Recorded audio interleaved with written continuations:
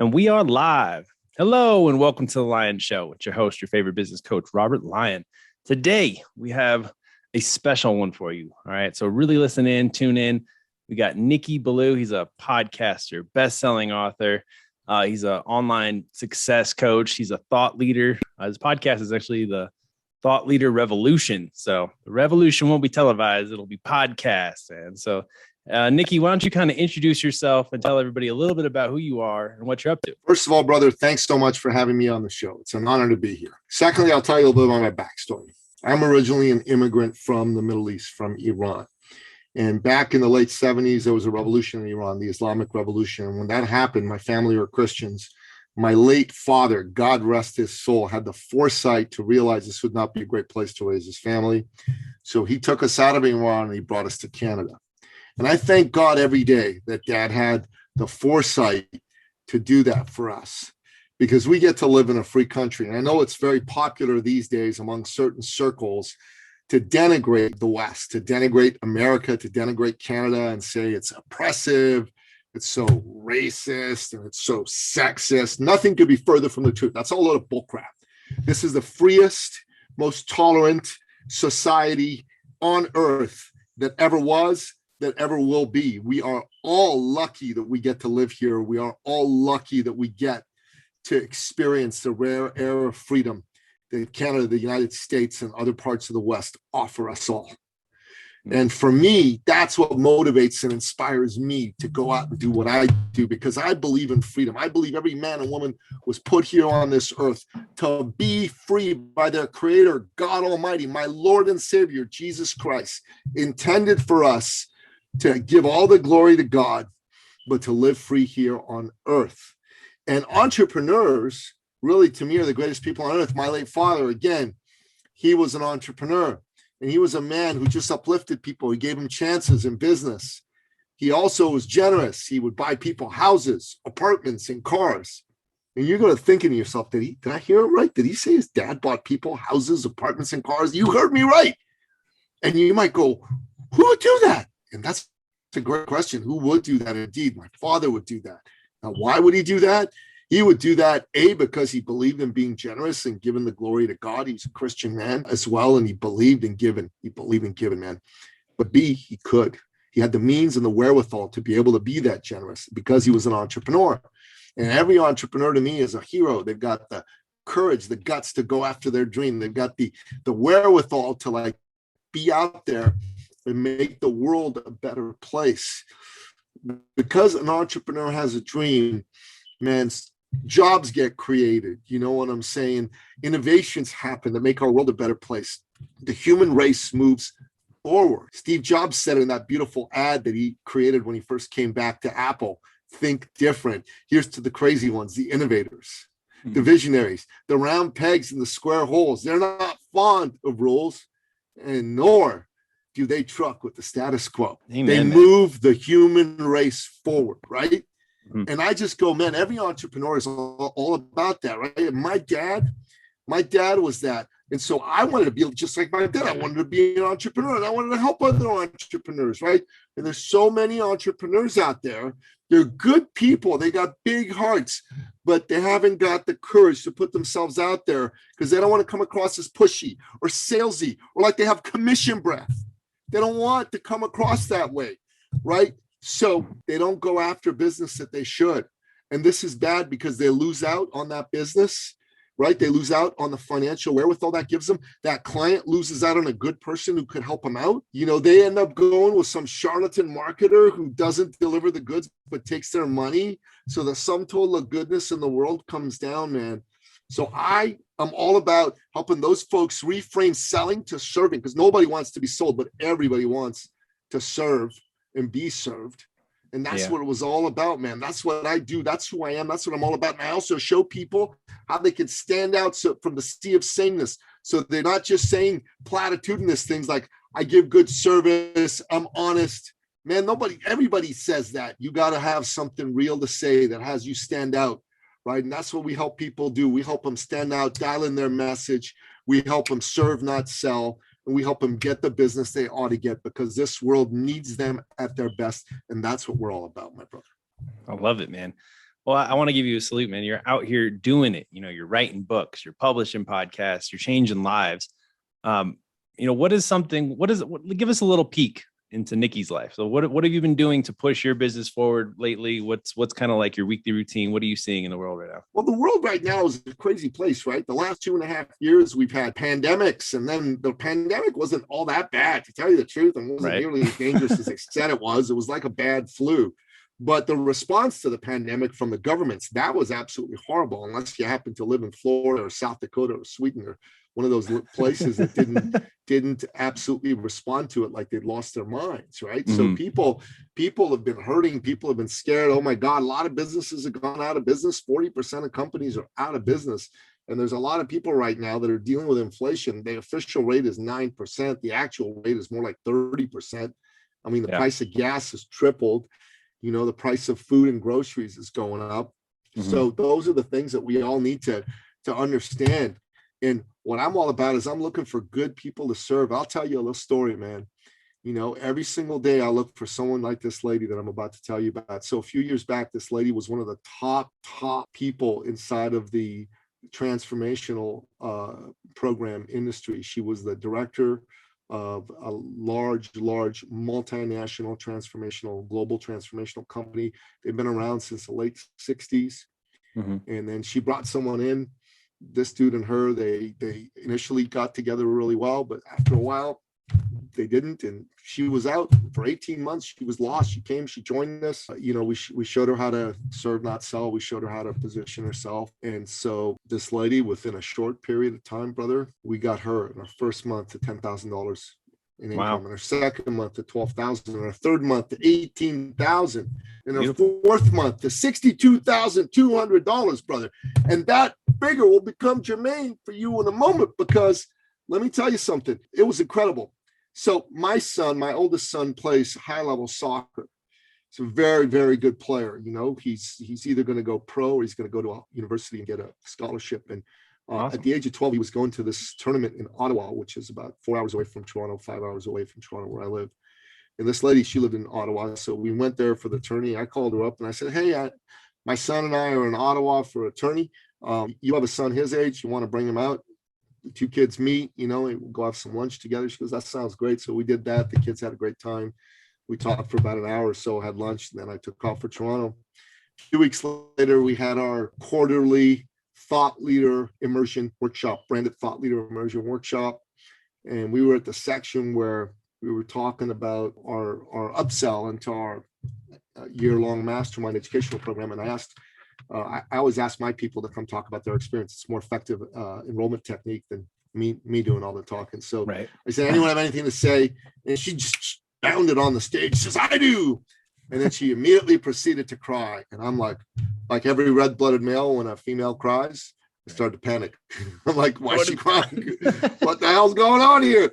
And then she said, between her tears, Nicky, you didn't know this, but when you and your little son came to visit me and my little son asked me, Mommy, who are we going to meet? And I said, we're going to meet Nicky Billou and his son. And he turned around and looked at me, she said, oh, are we going to get to meet the man who saved our family? And I just went, whoa. Yeah. And she looked at me, she says, you didn't know this, but we were about to lose everything. Bank was about to foreclose on our home. And my husband and I were fighting. Our marriage was on the rocks, and it was all over money. And this money from working with you saved our family. And then I started to bawl. I never bawl. I'm old school man, not a soy boy. So she and I hugged on stage, and it was a beautiful thing. And every single day I look for the next person like her. Who is it? Right. Who I don't know about, who's on the verge of losing everything, who with my help, I can help save their family. That's what it's all about, man. That's what I do every day. I look for people whose families need saving. Love that, man. Well, hopefully somebody's listening here, needs saving and is ready to join your program or something. But I'm glad you said that, because right now there is a moment in time where a lot of business owners, a lot of coaches, a lot of people that do marketing that I'm talking to behind closed doors, they're struggling right now. They're seeing, I think it's not even a struggle. It's more like this is a sobering moment. They're like, oh, what we've been doing isn't working anymore. And they're starting to panic. They're starting to get a little sweaty under the collar. And I hope that the economy turns around and everything, turns back into rainbows, whatever happens. But who knows what's going to happen, right? We don't know the future. On it. We're only in this moment right here. Yeah. Yeah. So people are feeling lost. People are uncertain, but I think there is a huge opportunity still. There's always going to be an opportunity whenever there's any big shifts and money changes hands and things like that. There's an opportunity out there to help people to change lives. So I'd like to learn a little bit more about what you're doing with I think it's eAcademy and kind of how you're doing this, how you're changing lives. eCircle, eCircle Academy is the name of the organization. Yeah. And here's what we're doing, brother. We're always looking for really good people that need our help. You know what I'm saying? Number one, who is it right now that's hurting? That's what I'm always looking for. And here's the pain points that people have right now. Many of them, like you said, they don't know what's working now. They're going after people who are giving them strategies from back in the day. It's one of those things where they go, okay, let me try this out because these people are really good at selling the sizzle, right? Really good at selling the sizzle sellers, right? Sizzle sellers. But there's no steak there. You bite into it, you just the sizzle's there in your mouth and burns your lips a little bit. They're telling them, hey, go do launches. Well, launches haven't worked in a long, long time. You know what I mean? Yeah. Or they're telling them, hey, go do Facebook ads. And listen, Facebook ads can still work, but Facebook changed its algorithms. It's not working the way it used to before that change happened a few months back, Yeah. So what are you doing? A lot of that has to be with, I believe there's a few different ways people can be successful today. One is you certainly need to go into your warm market. If you're not going into your warm market and having conversations with people who need your help, you're leaving probably $250,000 to $500,000 on the table. Secondly, you need to be asking for referrals. A lot of people just wait for referrals to come to them. I mean, that's hilarious, right? You got to ask people for referrals, not just customers, but past customers and even people who've never been customers, right? And thirdly, you got to do podcasts. I mean, me being on other people's podcasts, as well as people listening to my podcast, helped me generate over $3 million in revenue. See, that's a three-pronged thing that we teach people to do. And as far as I'm concerned, I believe you should do some paid cold traffic too. But until you've exhausted those first three and added 2, 3, 4, 500,000, you don't even need to do that paid cold traffic.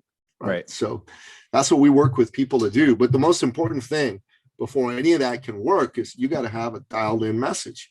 And there's a lot of people, like I told you, go out there and say, well, I give really good service. I'm honest. Right. And I can help you with any problem you have. Who's going to listen to that? Yeah. You need to be solving acute problems for people. People only want to hear from you if you can help them solve acute problems that they're dealing with right now. Otherwise, why would they hear from you? You tell me, would that even work? I think it's an interesting time, right? So, and we're talking about kind of online coaching, right? I mean, online service businesses, online coaching, all those things. And I think it's a lack of leadership, right? I think there was a time where some people were like hollow marketers, right? They did a pretty good job at marketing something and then they ripped off a bunch of people and they never followed through with the leadership. So I think if you're going to be a coach nowadays, you have to follow through on your leadership. And that's what people want, though. People want a true leader. People don't want to think, if you think about it. People want to be with the times and they just want to make money and they want the next shiny object. So that whoever can bring up the next new thing for them to try, that's going to get them where they need to go. But then they never have the follow through. It comes down to, if you're going to be a coach, you got to have solid leadership and you got to help your people. You got to genuinely put in the work to get someone a result. But it's hard. It's hard to get someone to change their lives, right? It's hard to get someone to start a new habit. It's hard to get someone to start a new discipline. So I would like to just kind of pick your brain a little bit on, as a coach, or someone who wants to become a coach, or someone who wants to sell services online, what can they do for themselves? Not only to lead themselves, right? That's where it all kind of starts. And then you got to lead your customer to the gold, to the plot, to the promised land that you promised them when you sell them. You know what I mean? Well, that's a great question. I'll tell you, there's a few things. I mean, first of all, I think if you're going to be successful at what you do, you've got to embody 4 characteristics. Okay. The first one is you absolutely need to be decisive. Yeah. You need to be somebody who can make decisions quickly. So I don't know if you know the story of Napoleon Hill. Do you know the story of how he came to be Napoleon Hill? the book. Yeah. I mean, he went and interviewed all the smartest thinkers, right? Yeah. But here's how it happened. He was a newspaper reporter, and his editor sent him to interview Andrew Carnegie, who at the time was the richest man in the world, right? This is over 100 years ago. And the two men hit it off, Mr. Hill and Mr. Carnegie. And so at the end of the interview, Mr. Carnegie said to Mr. Hill, how would you like to spend the weekend with me at my estate? Now, I don't know about you, but if the richest man in the world asked me to spend the weekend with him at his estate, I would pretty much clear off most things. You know, and maybe not my kid's birthday, but almost anything else. No problem. Sorry, folks. I'll be there. Right. Yep. So Mr. Hill said the same thing. Yeah, absolutely. So they spent the weekend there and they talked about Mr. Carnegie's philosophy of success. Right. And then near the end of the stay, Mr. Carnegie went to Mr. Hill and said, Mr. Hill, how would you like to spend the next 20 years uncovering and researching and writing about my philosophy of success? I will pay you no stipend, but I will give you letters of introduction of the 500 most successful men and women in these United States. It took Mr. Hill 31 seconds to say yes, and the rest is history, right? Right. He wrote Think and Grow Rich, and a whole bunch of other books and programs, and became the greatest personal development author of all time, with the exception of Jesus Christ in the Bible, right? So many years later, 20 odd years later, he went to see Andrew Carnegie just before the great man died, and they were reminiscing, and Carnegie went to him and he said, Mr. Hill, I want to tell you, I didn't tell you this then, but I had a watch under the table, and I was looking at the second hand, and I'd given you exactly 60 seconds to make up your mind. Nice. He went, whoa. Sorry, it's a good thing I answered quickly. He says, yes, it is. And he said, why though? He said, well, you've been studying my philosophy of success. What's the answer? Why would I have only given you 60 seconds? So Mr. Hill sat back for a second. He said, that's easy, because the most successful people are decisive. And he said, that's absolutely correct. He said, I'd asked 4 of the most eminent educators in the United States if they would like to do this before I asked you. All 4 said, we'll have to get back to you, Mr. Carnegie. 2 of them did not. 2 of them did. They said they'd do it within a week. They did it 2 months later. They all said no. All the most successful people I know get all the facts, and then they decide. They get all the facts, and then they decide. Right. You have to be decisive. You cannot be one of these people who goes, I got to get back to you. I have to think about it. Right. I'm going to have a seance with my dead ancestors.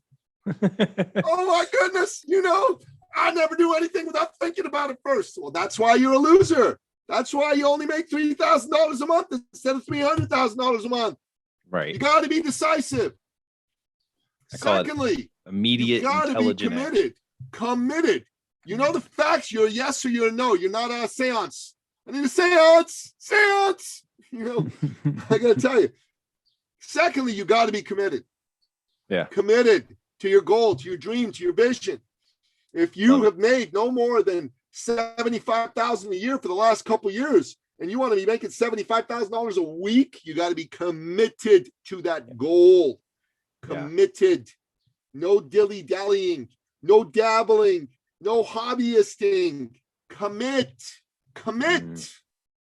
Thirdly, you've got to be resourceful. Right. You can't be saying things like, I don't have the money, I don't have the time. Tony Robbins said when he was a young man, he was 17 years old, he wanted to go work for Jim Rohn. Jim Rohn wouldn't hire him, and he said, look, just hire me. He said, okay, I'll hire you. I need $1,200 from you. This was in the late 70s. Buy my program before I'll hire you. And he said, okay, I'll go get the money, because he didn't have the money. Yeah. And he went and he knocked on 200 business people. The 200th person, a woman, said, yes, I'll invest in you. He was resourceful. Doesn't matter how much resources you have, it matters how resourceful you are. Time or money are just excuses. You either are committed to getting the result and you're going to be resourceful, or you're going to come up with any old excuse why I can't. Oh, I don't have time. Oh, I don't have money. Oh, I haven't had a seance. Oh, my dog and I haven't communed yet. Oh, come on, give me a break. That's a load of crap. All right? That's a load of crap. Be resourceful. Be committed. Be resourceful. Finally, you got to be coachable. Yeah. That's what I teach my people. That's what I'm telling you, and I'm telling your people. You got to have these 4 characteristics. These 4 characteristics result in victory. Everything else results in defeat. Wow. I love that, man. Decisive, Sure. committed, resourceful, coachable. And then you got to have a vision too, man. You got to know kind of what you're going to get to, right? Without vision, the people shall perish, said King Solomon in the Bible. I love it, man.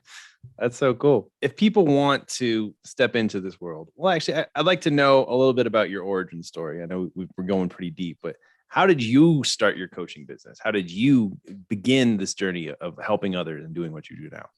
Well, I think I told you. I mean, I come from Iran, and my father brought me here, and I just have been committed to being an entrepreneur because I wanted to be like him. Mm-hmm. And what did he do? Started. What did your dad do? My dad was a importer exporter. He was a businessman. He brought in medical equipment from all over the world to equip hospitals in Iran. Nice. He also invested in real estate. Yeah, that was his whole deal. That's incredible. Yeah, it's pretty darn cool. But I'll tell you, there was a point in my life where I'd gone through a divorce, and I was a little lost, and I went to see a fella do a talk. And at the end of his talk, I went up to him and I said, "Wow, that was a great talk. I think I'd like to hire you." And he said, "Okay, it's going to cost you $5,000 for 5 hours of my time." And I was broke then. I was going through a divorce, and I just told him, "I don't have that kind of money." Yeah. And he said to me, "It doesn't matter if you don't have that kind of money. What matters is how bad do you want change.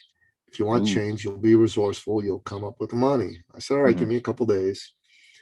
I was a fitness trainer at the time, and I went to a couple people, and I said to them, "Listen, we've been going back and forth about training." And I said, "Look, I'm about to give you the deal of the century, half price on the last price I gave you. But the catch is you got to say yes now, and you got to pay me by the end of this call. Otherwise, the deal expires when I hang up." They gave me the money. I gave this fellow the cash, and the rest is history, man. That's how I got started off. That was how I became resourceful. That's awesome, man. With people. And, I had a client of mine who was a fitness trainer, came to see me. He was broke, making less than, $18,000 a year, less than $1,500 a month. He had to borrow money from mom and dad to pay rent. Yeah. And he came to me, and he came up with some money, and he paid me. And then I said to him, "Okay, listen, man, who do you work with?" He goes, "I'll work with anybody." I said, No, not anymore. You're going to niche down." Yeah. So he started to niche down, and he said, "I'll work with doctors." Well, the only reason he picked doctors is because he thought they had money. It didn't really work out too well. Yeah. And so then he goes, "Okay, I'll niche down to cardiologists." Thought he was being clever, and that didn't work out too well. Then he started working out with a dude who was a Paralympian who had a missing leg from a childhood accident. And he loved it. He said, "You know what? I think I want to work with people with missing limbs." Yeah. He got 400 clients in 6 weeks, bro. 400 clients in 6 weeks. And you might think to yourself, he couldn't do any more one-on-one. He had to do group programs. He had to get creative and all that. We worked with him with that. Mm-hmm. And I asked him, "Why do you think these guys are signing up?" And he says, "Well, nobody's ever approached them."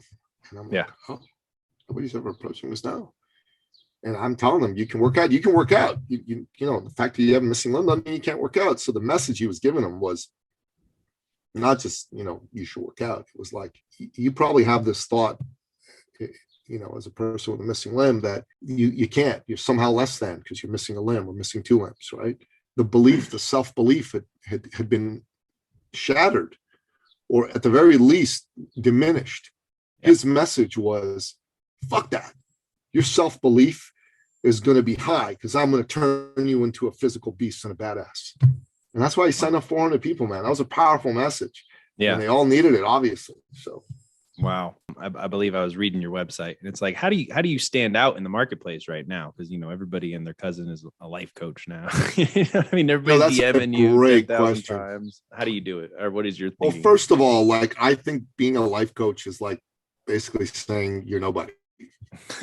You know what I'm saying? Like I'm a life coach. I can help you with your relationship problems. Oh, you don't have relationship problems? You need to lose weight? Well, I can help you with that too. Yeah, right. Oh, you were kidding? You're trying to fix your business? I can help you with that too. Oh my God, man. Nobody's going to trust somebody who acts like they can do all things. Right. In medicine, right? Who makes more money? Family doctor or a cardiologist? Well, obviously a cardiologist makes 5 times as much money as a family doctor does. So that's what we teach people to do, is don't be a life coach. Don't even call yourself a coach. I hate coach as a term. I mean, Me if you're a too. football coach, that's different, but Yeah. Those are the only cool I don't call coaches now. myself a coach. Yeah, exactly. Right. I don't call myself a coach. Mhm. There's people who call me a coach. I mean, I won't correct them, but I don't call myself a coach. People go, "What do you do, Nicky?" I go, "Well, I help a heart-driven entrepreneur whose good heart is getting in the way of them making the money that they should be making. Love it. I help them not compromise their values, still make a lot of money." Right. And I'll tell you something, that sounds a lot better than I'm a coach. Yeah. Let's pick that apart, man. So you think people need to, I mean, I don't want to say be more aggressive with their sales, but that might be what they need to do. Or is it coming from a place of, No, I can do help not be more more people? aggressive with your Oh. sales. Serve more people. Mm, Serve more people. Be powerful. more aggressive in serving people. Right. Every day I get up, I'm looking for another person like that lady I told you about. Like, listen, you know what? If you, my friend, are going through trouble and I'm talking to you, right? And what I do can help get you out of that trouble, and I don't tell you about it, shame on me. Seriously, shame on me. Right. Like, God put me here on this earth to help people. If I don't ask you, like every time I meet someone new who's in our industry, it's one of the things I ask them: how's business? Are you hitting your numbers? Are you happy with the direction that you're going in? If the answer is yes, fantastic. Right. The conversation ends there. If the answer is, well, I don't know, then I'm going to say, look, would you like to have a call? Would you like to discuss it?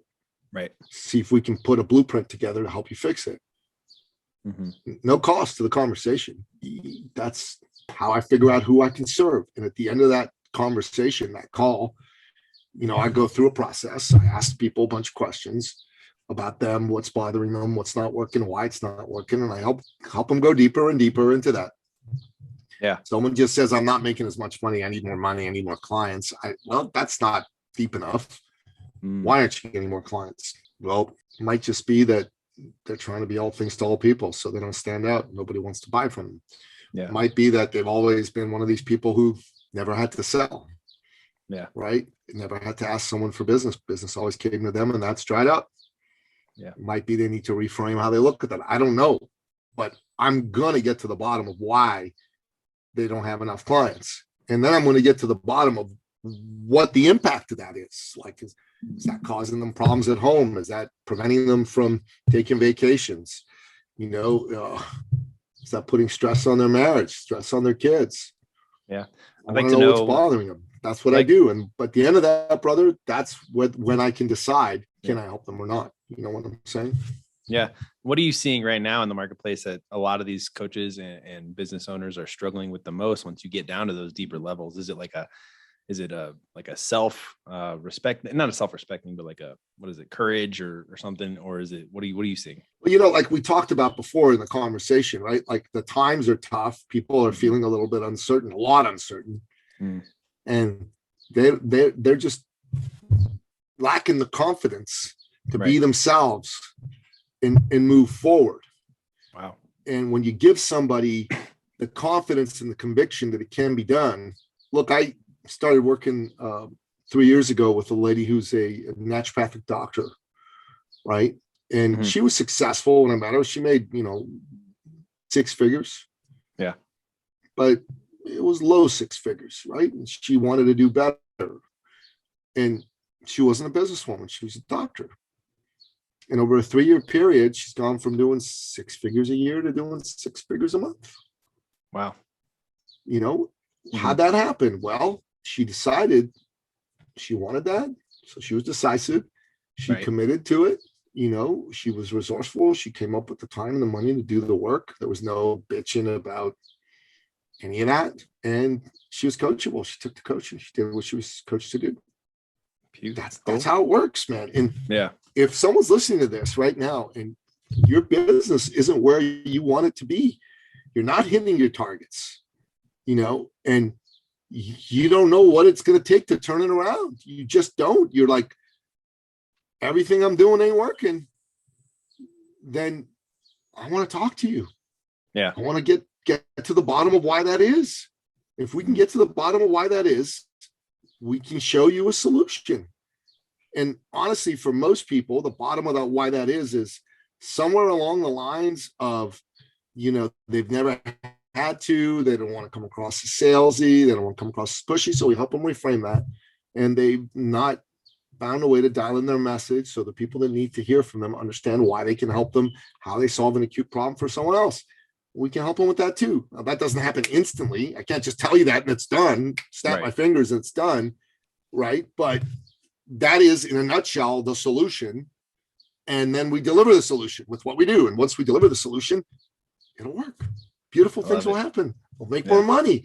They'll feel better about themselves. They won't have to work so hard. Life is going to be great. I like it. So I've kind of got like this theory that I kind of want to just run by and see if you agree with it. It's obviously clarity with your offer is very key.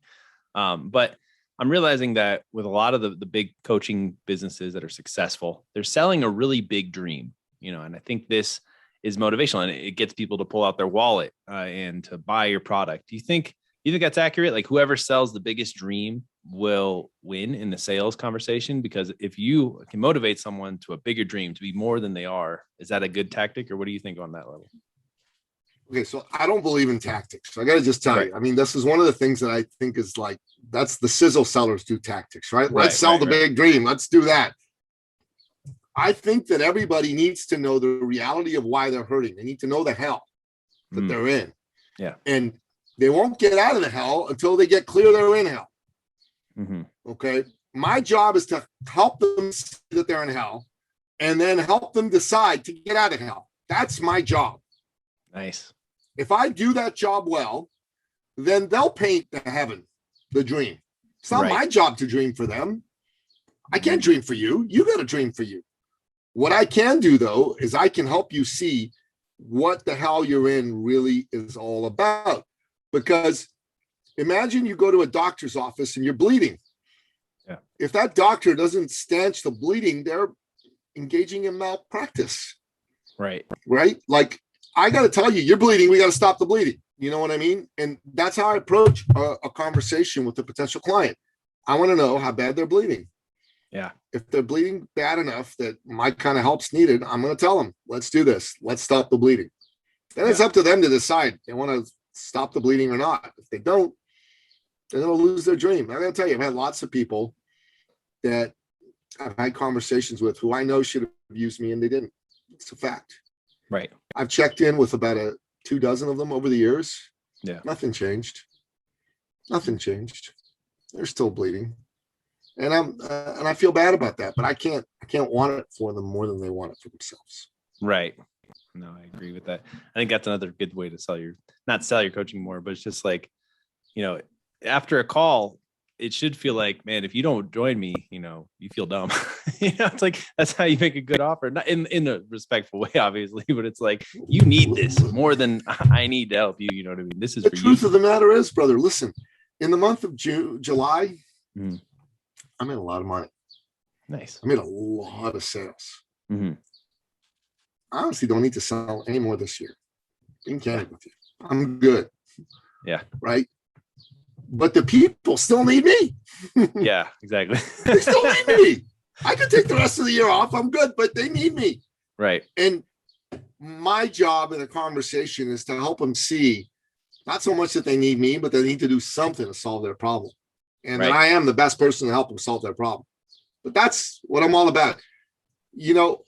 Let's say I was talking to you, and let's say you told me you're making $150,000 a year, and you wanted to make $500,000. I'm just going to dig 150,000. Okay, is that steady every month? Right. Or do you have big months and bust months? Right, boom months and bust months. Why? I want to get me and you clear on why you are where you are. Because until you can understand that and see the consequence of being stuck at 150. Now, for some people, they're going 150. That's a lot of money. Wish I was making 150. And 150 is only a lot of money because you're not making 150. Once someone's made 150, they've got bigger aspirations. It could not be a lot of money for them. You know what I'm saying? Yeah. That's how it's got to be. Powerful stuff, man. I like it. Help people. That's pretty much, what comes aggressive service and helping people get out of hell. Man. That's a noble work though. You're doing the good work. I want to pivot into your thought leading, man. What does it mean to be a thought leader? How can more people be thought leaders? What's it like? Like what do you talk about? That's a great question. Mm-hmm. So I'll draw a distinction between an expert and a thought leader. So Matt Church, who's a fellow who's mentored me, says it really elegantly. He says, an expert is someone who knows something. A thought leader is someone who's known for knowing something. Experts are a dime a dozen. Thought leaders are rare and very valuable. David Meerman Scott, who's another fellow that I know quite well, best-selling author, he puts it even more elegantly. He said, an expert's like a cover band. A thought leader plays original music. Nice. I love Think about that, right? Yeah. So thought leaders go around creating their own IP. They create great messaging. And honestly, that's what we do with people is we help them create great messaging so they stand out and they're thought leaders inside their space, right? And yeah, if you're a thought leader, people know you. You can monetize what you do in a bigger, better way. It's a beautiful thing. Yeah. So then you're talking to multiple thought leaders. What are some inspiring things that you've been learning lately, or things that have gotten you really excited in the thought leading world? Well, all the things I've been sharing about, I find them super, super exciting. Mm-hmm. One thing we all got to understand is that adversity is our greatest teacher. There's a book called The Obstacle is the Way by Ryan Holiday. Yeah. Who writes a lot about the Stoics in ancient Rome and ancient Greece. And he goes really deep into, you will be that best version of yourself if you lean into the obstacles. So when you got a challenge, you got to lean into the challenge. That's the kind of thing that I'm all about myself, for myself, and I bring to my clients all the time. I also run a men's organization, and we bring that to the men. You got to lean into the challenge, lean into the adversity, lean into the obstacle. That's very important. To do everything. So how are you helping coaches? Okay, so we talked about standing out in the marketplace, but what are you seeing now really to get business? Like, I want to know, are you like reaching out in the DMs? Are you helping people build like a community of people? What is your way of getting here's the thing, right? Mm-hmm. This is one of the things that I believe is a big mistake that people make when they choose someone to follow. Yeah. They'll go and there'll be someone out there who'll go, I know the way. Right. This is the way. Launches, Facebook ads. Yeah. No, you got to do it this way. Those are tactics. That's not a business. Right. That's a tactic.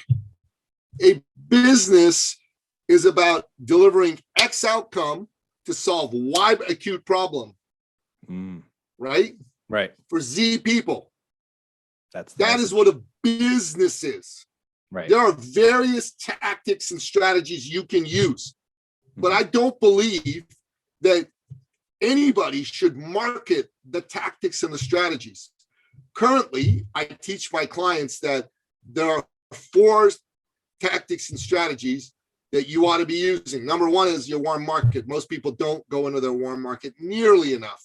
They're leaving about $250,000 to $500,000 on the table just because they don't go into their warm market properly. Okay. Right. The ones that do screw it up. Secondly is referrals, active referrals, not just waiting for referrals to come to you. Mm-hmm. Okay. That's another $250,000 to $500,000 people leave on the table. Thirdly is podcasting. Right. Being a guest on shows and having your own podcast can bring you business. If you do it properly, it's brought me over $3 million in business. Mm-hmm. Lastly, you got to do some sort of, cold traffic strategy, like running ads, either Facebook or YouTube or TikTok or what have you. But there's guys out there who go, webinar, Facebook ad, that's it. That's all you should do. That's a tactic, man. Right. Yeah, you can teach people to do that. And it's a good idea to teach certain people to do that. I agree. Mm-hmm. But it's a tactic. It's not teaching people how to be a fluid thinking businessman or businesswoman. Right. Because you are going to need to change your tactics over time. No tactic's going to work forever. It's impossible. It's absolutely impossible. Everything you're saying is amazing, man. I really appreciate you. I just want to ask, how do you help your clients pick their niche? How can you find the acute problem? Do you have it's a very hard, we could go on a whole hour show just on that, but what are you thinking when it comes down to your niche? So it depends on, have you been in business for a while or are you starting brand new? Right. If you've been in business for a while, I draw a little Venn diagram, the 3 circles, right? Mm-hmm. And I look for clients you've worked with. Who are the clients that you enjoyed working with the most? Circle number 1, right? Mm-hmm. Who are the clients that you got the best results for? Circle number 2. Where do they intersect? There have been clients who you both enjoyed working with and you've gotten the best results for. And then who are the clients that have been the most lucrative, easy to transact with? And then what's that sweet spot where all 3 of those intersect? Those are the people you go after.